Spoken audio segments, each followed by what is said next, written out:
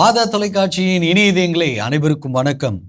தாயே என் தஞ்சம் நீதானம்மா, நீ இன்றி வரமேதம்மா, வாழ்விலே துணையாக வருவாயம்மா என்ற ஒரு அருமையான பாடல் வரிகளோடு உங்களை சந்திப்பதில் பெரும் மகிழ்ச்சி அடைகிறேன்.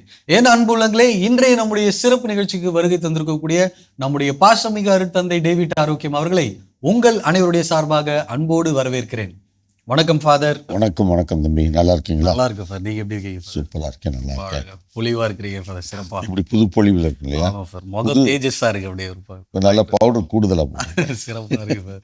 ஸோ உங்களுக்கு முதற்கண் நம்முடைய இந்திய சுதந்திர தின விழா நல்வாழ்த்துக்கள் சார். நம்முடைய தேசம் உங்களுக்கும் என்னுடைய நமது தாய் திருநாட்டினுடைய சுதந்திர பெருவிழா நல்வாழ்த்துக்கள். கண்டிப்பா இனிய இதயங்களுக்கும் நம்முடைய வாழ்த்துக்களை நம்ம சொல்லிடுவோம். சுதந்திரமா சந்தோஷமா நல்ல என்ன சொல்றது சுபிட்சமா நீங்க வாழணும். சூப்பர் சார், ரொம்ப அருமையா. கண்டிப்பா நிகழ்ச்சிகளையும் பார்த்து ரசிச்சிருப்பாங்க அப்படின்னு நினைக்கிறேன்.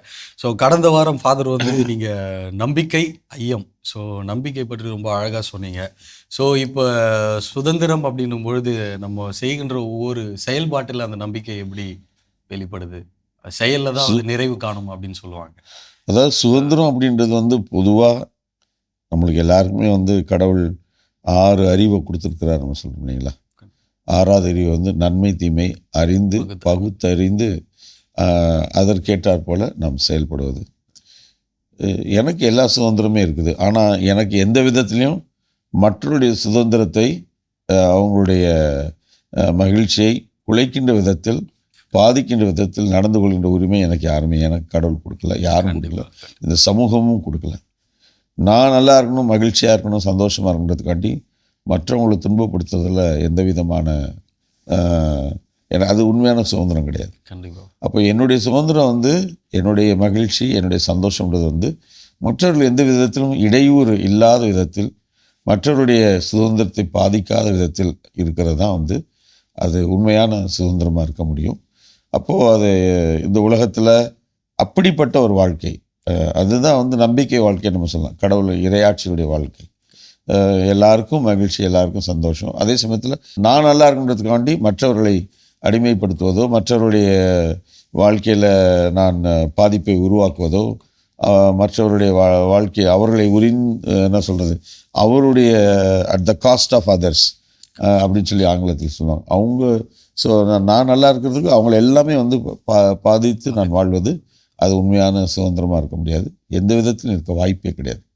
அப்போது இந்த உலகத்தில் யாராக இருந்தாலும், எங்கே இருந்தாலும், எந்த நாட்டில் இருந்தாலும் நம்ம பிறருக்கும் மகிழ்ச்சி இருக்கணும், எனக்கும் மகிழ்ச்சி, பிறருக்கு துன்பம் வராத அளவுக்கு நானும் சந்தோஷமாக இருக்கணும். சிறப்பான உங்களுடைய சுதந்திர தின விழா மெசேஜ் வாழ்த்து. சிறப்பு, நன்றி. தொடர்ந்து நம்முடைய நிகழ்ச்சிகளை அங்கீகரிக்கும் வண்ணமாக நம்முடைய இணையதயங்கள் கடிதங்கள். முதலாவதாக நம்முடைய அமலா இருதிராஜ் ஃபாதர் பெங்களூர்ல ஒரு நெடும் கடிதம், ஒரு கேப் கூட இல்லாமல் ஃபுல்லாக 2 பேப்பர் எழுதிட்டாங்க.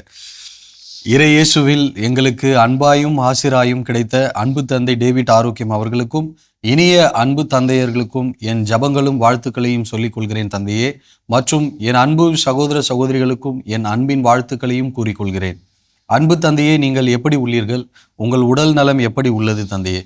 உங்களின் சேவைகளுக்காகவும் உங்களின் ஆரோக்கியத்துக்காகவும் நான் தினமும் என் அனுதின ஜபத்தில் ஆராதனையிலும் சேர்ந்து ஜெபிக்க தவறுவதில்லை தந்தையே. நன்றி நன்றி. நீங்களும் எங்களுக்காகவும் எங்கள் குடும்பங்களுக்காகவும் ஜெபிப்பதை பார்த்து வருகிறோம் தந்தையே. நன்றிகள் சொல்கிறேன் தந்தையே. எல்லா தந்தையர்களின் சேவைகளுக்காகவும் ஜெபிக்கிறேன் தந்தையே. ஓய்வு இல்லாமல் துடித்து கொண்டு இருக்கிறாயே, ஒரு நிமிடமாவது உறங்கினால் என்ன என்று கேட்டதற்கு இதயம் சொன்னதாம், நீ இன்னொரு முறை யாருக்காவது என்னுள் இடம் கொடுத்தாய் என்றால் நான் கொஞ்சம் நேரமாவது ஓய்வெடுக்கலாமே என்றதாம். ஆம் தந்தையே, இது உங்களுக்கானது தான். உங்களின் அன்பு இதயமும் இப்படியாகத்தான் இரவும் பகலுமாக யோசித்து எந்த விதத்தில் எப்படியான ஆசிரை கொடுக்கலாம், எதை புதிதாக உருவாக்கலாம் என்று உங்கள் இதயம் துடித்து கொண்டிருப்பதை நாங்கள் அறிவோம் தந்தையே. மாதா தொலைக்காட்சியின் சிறப்பை எங்களுக்கு வழங்கி வருகிறீர்கள். மிக்க நன்றிகளும் ஜபங்களும் தந்தையே.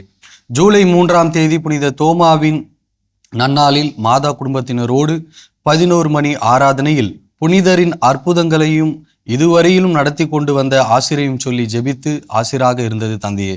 அந்த நாளில் நம் சாந்தோம் கலை தொடர்பு நிகழ்ச்சிகளை தொடங்கிய விதமும் தந்தை டேவிட் ஆரோக்கியம் அவர்கள் துவங்கிய ஆண்டிலிருந்து பணியாற்றியதின் அனுபவங்களையும் பாடல்கள் பாடி மகிழ்வித்தது அருமை தந்தையே.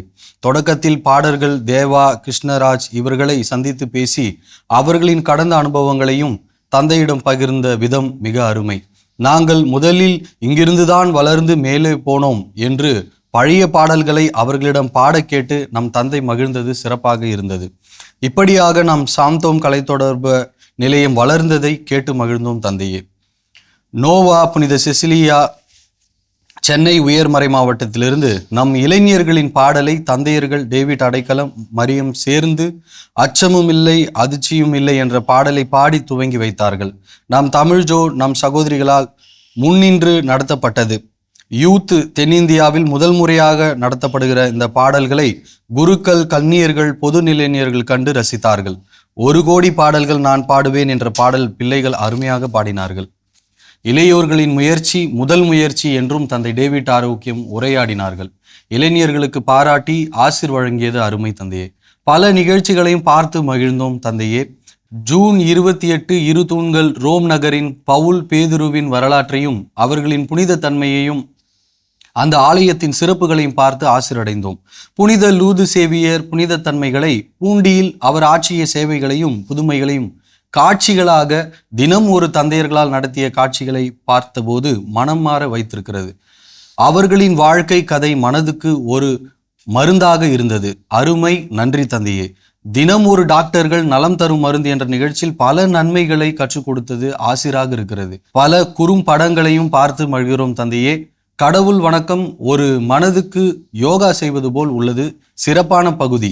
தமிழ் ஜோவும் சகோதரிகள் சேர்ந்து அவர்களின் கதைகளும் அதன் அர்த்தங்களையும் சொல்லி ஜோக்கும் இருக்கும் ஆசீர்வாதமான நிகழ்ச்சி. அந்த நாள் இனிதாக துவங்க இப்படியான ஒரு நிகழ்ச்சி. அறம் செய் எங்கோ சென்று கொண்டிருக்கிறது. பிள்ளைகளுக்கு தகுந்த விதத்தில் திறமையாகவும், பள்ளிகளில் அவர்களின் மனதுக்கு ஒரு எழுச்சியாகவும், அவர்களின் அனுபவங்களை கேட்டு விளக்கும் விதமாகவும் அருமை. கல்பனா, சூப்பரான பகுதி, அருமை. டாப் 10 நிகழ்ச்சி நம் இறை தந்தையின் ஆசிர்களையும் புனிதர்களின் பகுதிகளையும் பார்க்க ஆசிராக உள்ளது. நம் தந்தையின் எல்லா நிகழ்ச்சிகளையும் பார்த்து ஆசிரடைந்து வருவதற்கு மிக்க நன்றி தந்தையே. எடுத்துவாசி பகுதி அருமை. புது புது பாடல்கள் பார்த்து மகிழ்கிறோம். புனித அல்போன்சா படம் ஆசிராக உள்ளது. ஏஐ பற்றி தமிழ்ஜோ இளைஞர்களோடு தெளிவாக பகிர்ந்து வருவது அருமை. 60வது உலக தொடர்பு நாள் ஜூலை 3 தொடங்கி ஜூலை 12 முடிய உலக தொடர்பு நாளை முன்னிட்டு ஒவ்வொரு நாளும் ஏஐயில் எப்படியெல்லாம் உலகம் அமைந்து வருகிறது, அதனால் இளைஞர்கள் அடைந்து வரும் நன்மை தீமைகளை பற்றி அறிந்து ஆச்சரியமாக இருந்தது. தந்தை ஜெனிசேகர் காலத்தின் அறிவுரைக்கேற்ப செயற்கை நுண்ணறிவால் என்ன நன்மைகள் தீமைகள் எப்படி கண்டறிவது என்று முனைவர்கள், மருத்துவர் இவர்களோடு கலந்து ஆலோசித்து பகிர்ந்தது அருமை. இளைஞர்களுக்கு ஏஐ மூலமாக வரக்கூடிய பாதிப்பு சில நேரங்களில் உயிரிழப்பையே நிகழ்த்தி விடுவது போல் தெளிவுபடுத்தினார்கள். இளைஞர்களும் அவர்களின் அனுபவங்களையும் அதனால் அவர்கள் அடையும் நன்மைகள் மற்றும் தீமைகளை தெளிவாக எடுத்துரைத்தது அருமை தந்தையே. தந்தையே, நான் இன்னும் ஜெபித்து கொண்டே இருக்கிறேன், இன்னும் ஜெபிப்பேன். எல்லா தந்தையர்களுக்கும் எல்லோருக்கும் ஜெபிப்பேன். மாதா டிவி வளர்ச்சி அடைய இதில் வரும் உழைப்பாளர்கள், தந்தையர்கள் எல்லோருக்கும் ஜெபிக்கிறேன் தந்தையே. உங்களின் சேவை வளரட்டும் என்று வாழ்த்தி ஜெபித்து முடிக்கிறேன். நன்றி தந்தையே. அவங்க இருதயராஜ், அமலா இருதயராஜ். ஸோ பெங்களூர்லேருந்து எனக்குரிய ஒரு 3-4 மாதத்துடைய எல்லா நிகழ்ச்சிகளையும் வந்து அவங்க கவர் பண்ணிட்டாங்க. உண்மையிலே ரொம்ப சந்தோஷமாக இருக்குங்கம்மா. நீங்கள் எங்களுக்கெல்லாம் ஜெபிக்கிறீங்க. உண்மையை சொல்ல போகிறோன்னா உங்களுடைய ஜெபங்கள், இனி இதயங்களாகி நீங்கள் செய்கின்ற ஜெபங்கள் பெரிய எங்களுக்கு ஆறுதலாக, பெரிய அது ஒரு வல்லமையாக இருக்குது. அதனால் ஏன்னா நம்ம இந்த பிறருக்காக நாம் செய்கின்ற ஜெபம் எப்பொழுதுமே ஒரு வல்லமையான ஜெபம். நான் எனக்காக ஜெபிப்பதை விட நான் பிறருக்காக, பிறருடைய தேவைகளுக்காக, அது உலக அமைதிக்காக, மக்களுடைய நலனுக்காக, ஒருத்தவங்க ஒரு தேவையில் இருக்கிறாங்க என்று அறிந்து கொண்டு அவர்களுக்காக நாம் செய்கின்ற ஜெபம் அது உண்மையிலே வல்லமையான ஒரு ஜெபம். அதனால் உங்களுடைய ஜெபங்களுக்காக மிக்க நன்றி. நாங்களும் இங்கே எல்லாருமே நீங்கள் சொன்ன மாதிரி ஃபாதர்ஸ் மட்டுமில்லை, இங்கே இருக்கிற அத்தனை பணியாளர்களும் ஒவ்வொரு நாளும் நற்கருணை ஆராதனை எல்லா மக்களுக்காக நாங்கள் ஜெபிக்கிறோம். அதனால் ரொம்ப நன்றி. எல்லா நிகழ்ச்சிகளை குறித்து நீங்கள் வந்து கடிதம் ரொம்ப அழகாக ரொம்ப ஆழமாக விவரமாக நீங்கள் பெற்ற அனுபவத்தை மிக சிறப்பாக நீங்கள் வந்து எழுதியிருந்தீங்க. அது உண்மையிலேயே ரொம்ப வியக்கத்தக்கதாக இருக்குது. உங்களுடைய பாராட்டுகிறதோடு உங்களுக்கு ஜெபிக்கிறோம். கடவுளின் ஆசிரியர் நாளும் உங்களோடு. Thank you father. அடுத்ததாக நம்முடைய லூகாஸ் கண்டர்விலாகம் ஐயா தொடர்ந்து எழுதிட்டு இருக்கிறாங்க. கண்டர்விலாகம். அன்பார்ந்த அருட்தந்தை டேவிட் ஆரோக்கியம் அவர்களுக்கு வணக்கம். 18/7/2026 அன்று காலை 6 மணி திருப்பலி பார்த்தேன். முலகுமூடு தூய மரியன்னை பசிலிக்கா திருப்பலி மிகவும் சிறப்பாக இருந்தது. இதில் மறையுரை ஆற்றிய அருட்தந்தை அவர்கள் மறையுரையில் மத்தேயு 12ஆம் அதிகாரம் 18 இவர் மக்களினங்களுக்கு நீதியை அறிவிப்பார் என்று சொல்லி, இதற்கு எடுத்துக்காட்டாக பண்டை தமிழ் மன்னர்கள் எவ்வாறு நீதி நேர்மையோடு ஆட்சி செய்ததை சொன்னார். இதில் சிலப்பதிகாரத்தில் நன்கு ஆராயாமல் பாண்டியன் நெடுஞ்செழியன் சொன்ன தீர்ப்புக்கு கோவலன் கொலையுண்டதை அறிந்து கண்ணகி மன்னனிடம் நீதி கேட்டு கடைசியில் மன்னன் தன் தவறை உணர்ந்து அதற்கு பொறுப்பேற்று பாண்டியன் நெடுஞ்செழியன் தன் உயிரை விடுவதாக சொன்னார். மேலும் மன்னனின் மகன் சென்ற தேர் சக்கரத்தில் சிக்கி கன்று இருந்ததை அறிந்த தாய்ப்பசு ஆராய்ச்சி மணியை அடித்து மன்னனிடம் நீதி கேட்க, உடனே மன்னன் தன் மகனையும் அவ்வாறே தேர் சக்கரத்தில் வைத்து கொன்று பசுவுக்கு நீதி வழங்கிய மனுநீதி சோழனை பற்றி சொல்லி, உலகிலேயே தமிழர்கள்தான் நீதி நியாயத்தோடு வாழ்ந்தார்கள் என்று சொன்னது மிகவும் சிறப்பாகவும் இன்றைய தலைமுறைக்கு பயனுள்ளதாகவும் இருந்தது. 19/7/2026 கடவுள் வணக்கம் பகுதியில் திரு தமிழ்ஜோ திருமதி யமுனா அவர்களும் பெண்களின் மனதை பாதிக்கக்கூடிய காரணிகள் என்ன என்பதை பற்றி விரிவாக சொன்னது மிகவும் சிறப்பு. 21/7/2026 தினம் ஒரு திருப்பாடல் பகுதியில் அருட்பணி பால்ராஜ் அவர்கள் திருப்பாடல் சொல்லி அதற்கு அருமையான விளக்கம் அளித்தது மிக மிக அருமை. 21/7/2026 திரிகடுகம் பகுதியில் அருட்பணி வெனி இளங்குமரன் அவர்கள் திரிகடுகம் 53 சொல்லி அதற்கு அளித்த விளக்கத்தில் மனைவியின் அழகு பார்வை இழந்தவனுக்கு தெரியாது என்றும், இசை ஞானம் இல்லாதவர்களுக்கு யாழின் இசை புரியாது என்றும் சொன்னார்கள். மேலும் எல்லா இசையிலும் சிறந்தது குழந்தையின் மழலை சொல் என்பதை குழல் இனிது யாழ் இனிது என்பர் தம் மக்கள் மழலை சொல் கேளாதவர் என்று திருக்குறளை பற்றி சொன்னதும் மிகவும் சிறப்பாக இருந்தது. மேலும் மாதா தொலைக்காட்சியில் பணிபுரியும் அனைத்து அருட்பணியாளர்களுக்கும் ஊழியர்களுக்கும் கடவுள் நல்ல உடல்நலத்தை கொடுக்க வேண்டுவதுடன் அவர்கள் அனைவருக்கும் என்னுடைய நெஞ்சார்ந்த பாராட்டுக்கள். இப்படிக்கு லூகாஸ் ஃபாதர் கண்டர்விலாகம். ஸோ ரொம்ப ரொம்ப நன்றிங்கய்யா லூகாஸ் ஐயா அவர்களுக்கு. கண்டன் விலாகத்துலேருந்து தொடர்ச்சியாக எழுதிக்கிட்டு இருக்கிறீங்க. இதில் உங்களுடைய சிறப்பு என்னன்னு பார்த்தீங்கன்னா, எங்கெல்லாம் ஒரு சில நிகழ்ச்சிகள் ரொம்ப மனதை தொடுகிறதோ அந்த நிகழ்ச்சியில் வந்து இப்போ குறிப்பாக கடவுள் வணக்கம் நிகழ்ச்சியை குறித்து அதில் வருகின்ற ஒவ்வொரு சின்ன சின்ன பகுதிகளை குறித்து ரொம்ப அழகாக, பிறகு இந்த மறைவுரை இல்லைங்களா, குறிப்பாகவே வந்து இந்த தமிழர்களுடைய இந்த தொன்மை, தமிழர் மரபினுடைய மொழியினுடைய தொன்மை வந்து நிறைய ஆராய்ச்சிகள் இருக்குது. இப்போது சேர சோழ பாண்டிய மன்னர்களுடைய வரலாறு, இப்போ சோழ மன்னரெல்லாம் பார்த்தோம்னா இங்கே எனக்குரிய கம்போடியா தாண்டி பல நாடுகளில் வந்து அவர்கள் கட்டி வைத்த பெரிய பெரிய கட்டிடங்கள் இன்றைக்கும் அது கோயில்கள் பெரிய வளாகங்கள் இன்றைக்கு வரைக்கும் அந்த நாடுகளில் பல ஆயிரம் ஆண்டுகளுக்கு முன்னால் கட்டப்பட்ட அந்த அந்த பெரிய பெரிய என்ன சொல்கிறது ஆலயங்கள்லாம் இன்றைக்கும் இருக்கிறது. அப்போது இவ்வளவு சிறப்புமிக்க வளமையான நமது தாய்மொழியை இன்றைக்கு நாம் எல்லாரும் பாராட்டுறது ஓகே, நம்ம பாராட்டுறதுனால அந்த மொழி உயரும் அப்படின்னா அந்த மொழிக்கென்று ஒரு தனி சிறப்பு இருக்கிறது. அது என்னென்னா வந்து எல்லாருமே அதை குறிப்பாக இந்த இந்த என்ன சொல்ல இந்த தலைமுறையினர், வருகின்ற தலைமுறையினர் நமது தாய்மொழி அதை சரியாக கற்று சரியாக நல்ல பயிற்சியோடு எழுதவும் வாசிக்கவும் நல்லதொரு அந்த அந்த அறிவை வளர்த்து கொள்வது மிக முக்கியமானதாக நான் பார்க்கிறேன். அதனால் எல்லாருமே தமிழ் பேசுகிறவங்க எல்லாருமே தமிழ் தெரியாதவங்க கூட வந்து தமிழ் பேசுவாங்க. ஆனால் தமிழ் பேசுவதனால் மொழியை நம்ம வளர்த்த முடியுமா? பேசுவதை விட எழுதுவதும் வாசிப்பதும் ரொம்ப ரொம்ப முக்கியம். அதுதான் உண்மையான மொழி ஞானமாக. ஒரு என்னுடைய சிந்தனையை நான் சொல்ல விரும்புவதை 2 வாக்கியங்களில் எழுதி அதனை வாசிப்பது ரொம்ப ரொம்ப முக்கியம். அதனால் உங்களது அருமையான கடிதத்திற்கு நன்றி. உங்களது கடிதம் பல நல்ல காரியங்களை நமக்கு நினைவூட்டுகிறது. தொடர்ச்சியாக எழுதுங்க.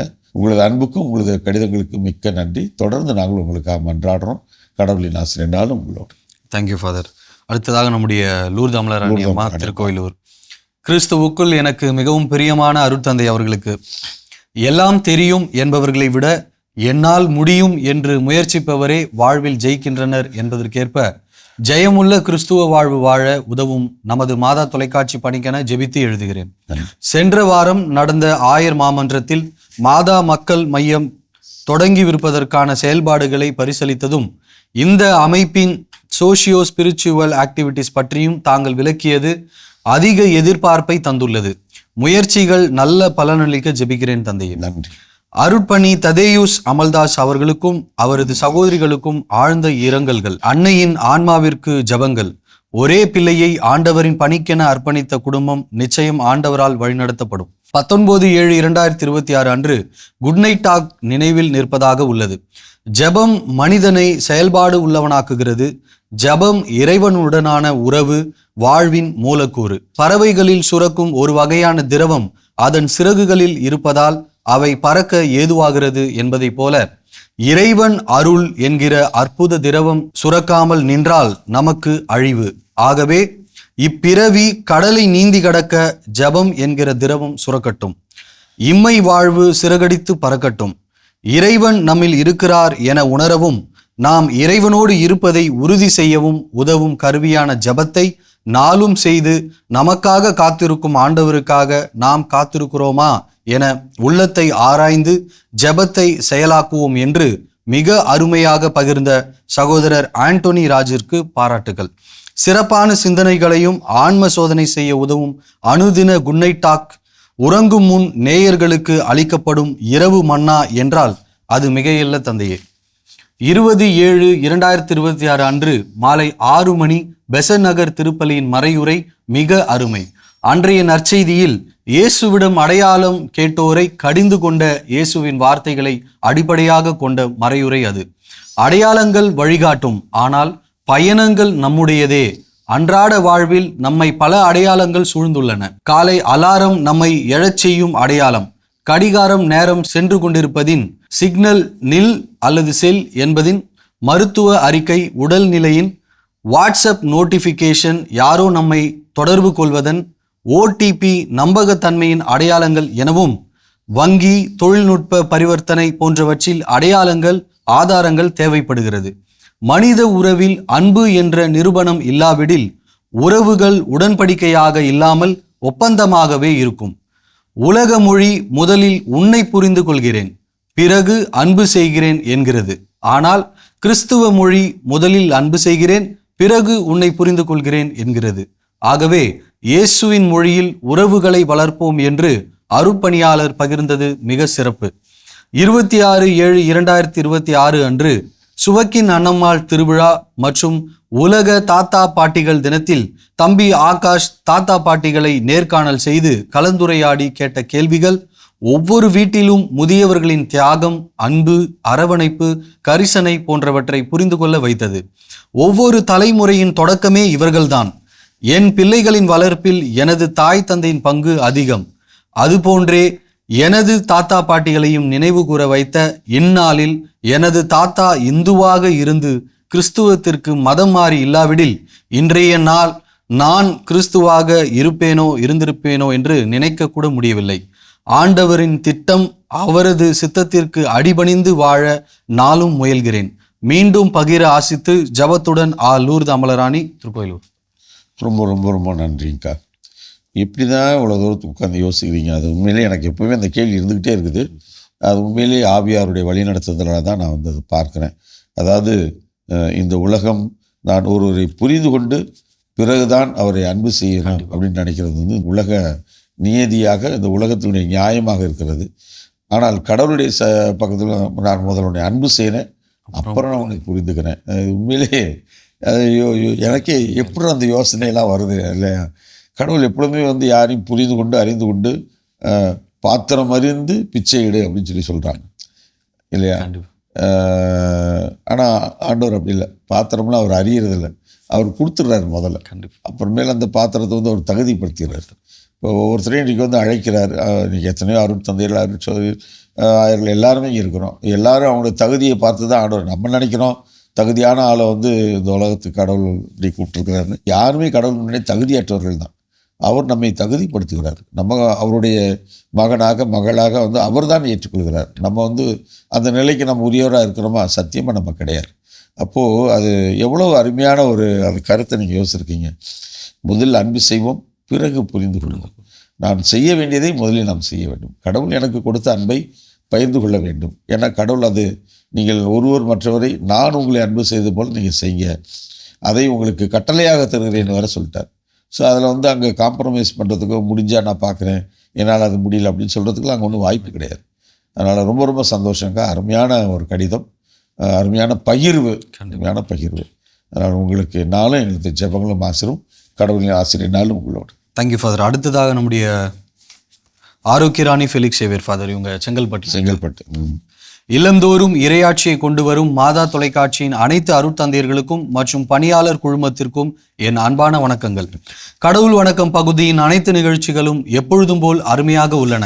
மாதா தொலைக்காட்சிக்கு சிறப்பான வாழ்த்துக்களும் நன்றிகளும். எடுத்துவாசி பகுதியில் 1 குறிப்பேடு முடிந்து 2ஆம் குறிப்பேடு தொடங்கப்பட்டுள்ளது. அருட்தந்தை ஸ்டான்லி அவர்களின் தெளிவான விளக்கங்களையும் வாழ்வியல் பாடங்களையும் அருட்தந்தை பிரகாஷ் அவர்களோடு சேர்ந்து நாங்களும் ஆவலாக கேட்டுக்கொண்டிருக்கிறோம். இரு தந்தையர்களுக்கும் மாதா தொலைக்காட்சிக்கும் வாழ்த்துக்களும் நன்றிகளும். அறம் செய் நிகழ்ச்சி மிக சிறப்பாக உள்ளது. ஒருவர் தன்னை குறிப்பிட்ட பணியில் அர்ப்பணித்துக் கொள்ளும் பொழுது அப்பணி மிகச் சிறப்பாக அமையும். மருத்துவர் ஷில்பா டெரன்ஸ் அவர்கள் அத்தகைய அர்ப்பணிப்போடு செய்வதால் இந்நிகழ்ச்சி நாளுக்கு நாள் மெருகேறி கொண்டு செல்கிறது. அதனை சிறப்பாக செயல்படுத்துகின்ற ஜீவஜோதி கலை தொடர்பகத்திற்கும் மற்றும் மாதா தொலைக்காட்சிக்கும் நன்றிகள் பல. 60வது உலக தொடர்பு நாள் பற்றிய சிந்தனைகள் எல்லா மறைமாவட்ட சமூக ஊடக பணிக்குழு மூலமாகவும் பகிரப்பட்டன. அனைத்தும் சிறப்பானவை. முக்கியமாக அவர்கள் ஏஐயின் நன்மை தீமைகள் பற்றி கலந்துரையாடினார்கள். எசாயா 10:15 படி வெட்ட பயன்படுத்துகிறவனுக்கு மேலாக கோடாரி தன்னை மேன்மைப்படுத்துவதுண்டோ? அதுபோன்று என்னதான் அனைத்து தகவல்களையும் ஏஐ தன் ஃபிங்கர் பிரிண்டில் வைத்திருந்தாலும் அதை படைத்தது ஒரு மனிதன்தானே. படைப்பு ஒருபோதும் படைத்தவனை மிஞ்ச முடியாது என்பதே உண்மை. இதனை அனைவரும் தங்கள் கலந்துரையாடல் மூலம் நன்கு உணர்த்தினார்கள். ஒரு காலத்தில் வானொலியின் நன்மை தீமைகள் பற்றி படித்தோம். பின்னர் தொலைக்காட்சியின் நன்மை தீமைகள் என்றாகி பின்னர் கைபேசி நன்மை தீமைகள் என்று பட்டிமன்றம் போட்டு பேசினோம். தற்பொழுது ஏஐயின் நன்மை தீமைகளை பற்றி அலசுகிறோம். இந்த அறிவியல் முன்னேற்றத்தை கொடுத்த இறைவனுக்கு நன்றி கூறுகிறோம். அதுவே நமது தலையாய கடமை என்பதை இளம் தலைமுறையினர் புரிந்து கொள்ள வேண்டும் என்று மாதா தொலைக்காட்சி எடுக்கும் அனைத்து முயற்சிகளுக்கும் என் மனமார்ந்த நன்றிகள்.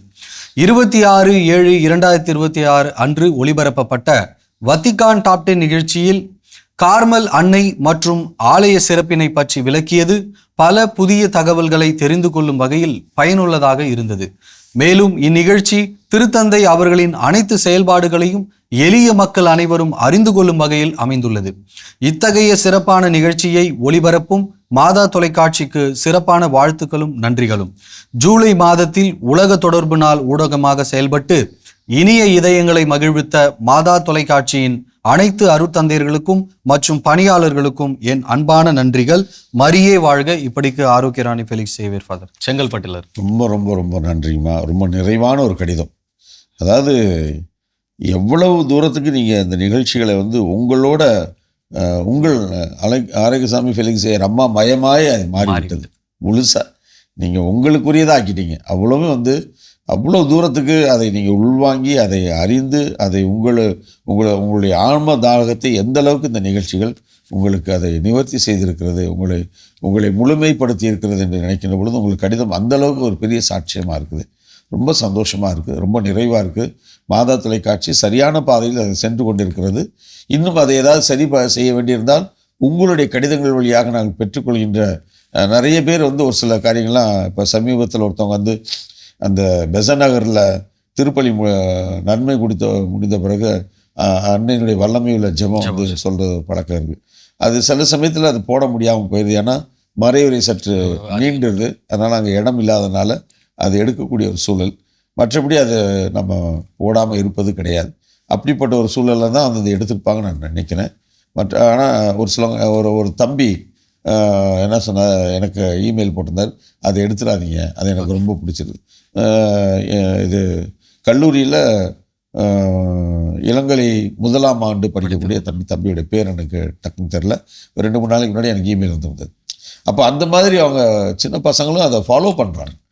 அப்போது இந்த ஜெபம் எந்த அளவுக்கு அவங்களுக்கு வல்லமை உள்ள அந்த ஜெபம் வந்து எவ்வளோ அவங்களுக்கு ஆறுதலை தருகிறது. அப்படி இந்த மாதிரி ஒவ்வொருத்தருமே வந்து மாதா தொலைக்காட்சியுடைய நிகழ்ச்சிகளை ரொம்ப ரொம்ப உன்னிப்பாக அவருடைய மனதிற்கு மிக நெருக்கமாக அதை பார்க்கிறார்கள். அப்போ அதில் இருக்கக்கூடிய சில குறைகளை வந்து இதை நீங்கள் நிவர்த்தி செய்தால் நலமாயிருக்கும் சொல்லி அதையும் நம்ம வந்து பாசிட்டிவாக எடுத்துக்கணும். அதை பாசிட்டிவாக எவ்வளவுக்கு அவைகளை நிவர்த்தி செய்வதற்கான வழிகளை நான் வந்து பார்க்கிறோம். அதனால் அம்மாவுக்கு நன்றி. தொடர்ந்து நீங்கள் எங்களுக்காக கொண்டாடுங்க, நாங்களும் உங்களுக்காக கொண்டாடுறோம். கடவுளின் ஆசிரியனாலும் உங்களோடு. நன்றி ஃபாதர், உங்களுடைய அன்பான வார்த்தைகளுக்கு நன்றி. அதே போல் நன்றி. தொடக்கத்தில் நீங்கள் சொன்ன அந்த இன்றைய மெசேஜ், அந்த சுதந்திர தின விழாவுக்கு பிறரை குலைக்காத, பிறர்களுடைய நிம்மதியை கெடுக்காத ஒவ்வொரு செயல்பாடுகளும் அதுதான் உண்மையான சுதந்திரம் என்று சொல்லியிருங்க. ஸோ உங்களுடைய அன்பான வார்த்தைக்கும் மெசேஜுக்கும் நன்றி ஃபாதர். நன்றி. தொடர்ந்து இனியதைகளுக்காக ஜெபித்து நிறைவு செய்யும். இனியதைகளே, எப்பொழுதும் உங்களுக்கு நான் நினைவூட்டுவது போல மாதா தொலைக்காட்சி நம்முடைய தொலைக்காட்சி. எனவே நாம் அதற்காக ஜெபிப்பது நமது கடமையாக, தலையாகிய கடமையாக பாருங்கள்.